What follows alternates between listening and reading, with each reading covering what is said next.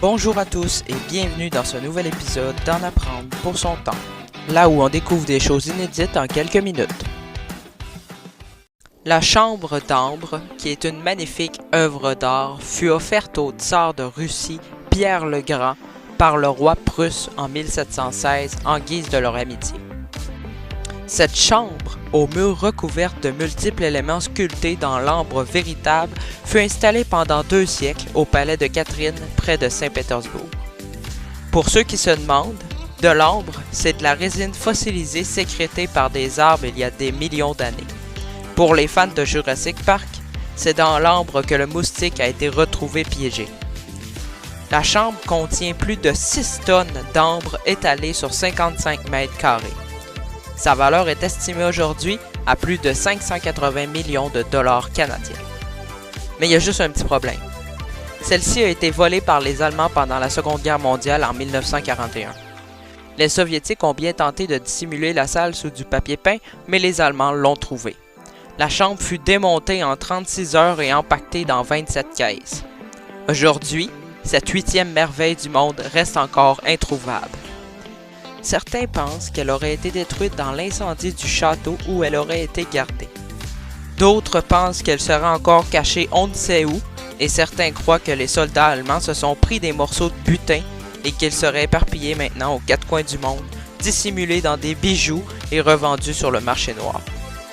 Malgré tout, la chambre a été refaite en 2003 au palais de Catherine à l'aide de photos de l'époque en noir et blanc.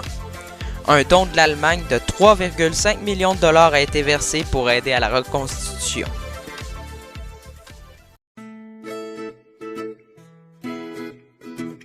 L'animal que j'ai choisi de vous montrer aujourd'hui est une espèce fascinante qui vit dans les régions humides d'Amérique du Sud. Pesant plus de 50 kg avec une longueur de plus d'1 mètre, c'est le plus gros rongeur au monde. Je vous présente le capybara. Cette espèce vit dans les zones aquatiques comme dans les marécages, les lacs et les rivières où ils se nourrissent de plantes aquatiques. Ils passent la majeure partie de leur journée à se promener en groupe, parfois jusqu'à même 20 individus. Les capybaras sont très sociables et aiment se rapprocher les uns des autres pour dormir et se réchauffer. Ils sont aussi d'excellents nageurs. Ils peuvent rester sous l'eau pendant plusieurs minutes pour échapper à leurs prédateurs comme les jaguars, les pythons, les crocodiles et les caïmans. Ce sont des animaux très importants pour leur écosystème car ils aident à maintenir l'équilibre des plantes aquatiques et à fournir de la nourriture pour les prédateurs. Malheureusement, ils sont menacés par la chasse et par la destruction de leur habitat. Il est donc important de protéger ces animaux fascinants et leur habitat pour assurer leur survie dans la nature. En somme, les capybaras sont des animaux remarquables qui méritent notre attention et notre protection pour préserver la biodiversité de notre planète.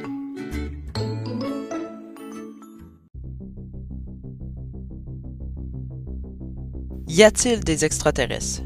C'est une question que plusieurs se posent.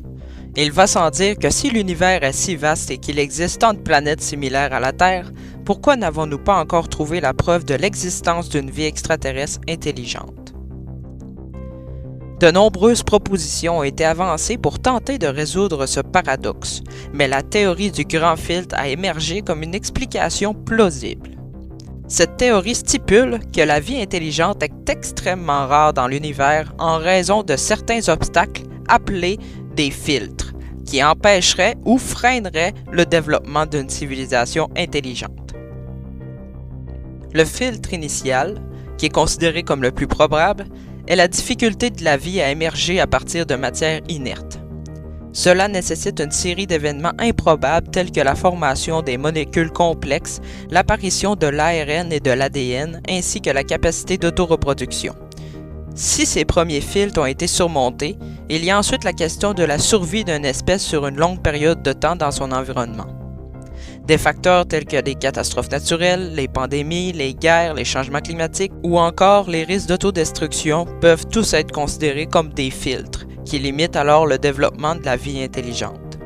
Cette théorie explique ainsi pourquoi nous n'avons pas encore trouvé de traces de vie extraterrestre développée.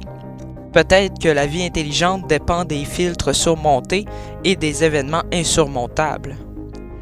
La vie sur Terre pourrait avoir réussi à surmonter ces grands fils car la planète a pu maintenir un environnement stable pendant une période de temps suffisamment longue pour permettre à la vie de s'y développer. Mais peut-être aussi que le grand filtre, celui qui élimine toute trace de vie sur une planète, n'est pas encore surmonté et nous attend, ce qui provoquerait notre extinction. Même si la théorie du grand filtre est plausible, il est également possible que nous soyons simplement incapables de détecter la vie extraterrestre pour des raisons techniques ou que nous n'ayons pas encore cherché au bon endroit. La vie sous forme extraterrestre pourrait tout à fait nous surprendre dans nos critères en termes de vie tels que nous la connaissons à base d'eau et de carbone. En somme, la théorie du grand filtre est vraiment fascinante et si vous voulez en apprendre plus, je vous invite à cliquer sur les liens dans ma description.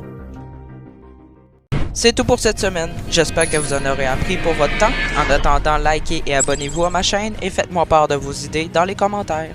Ciao!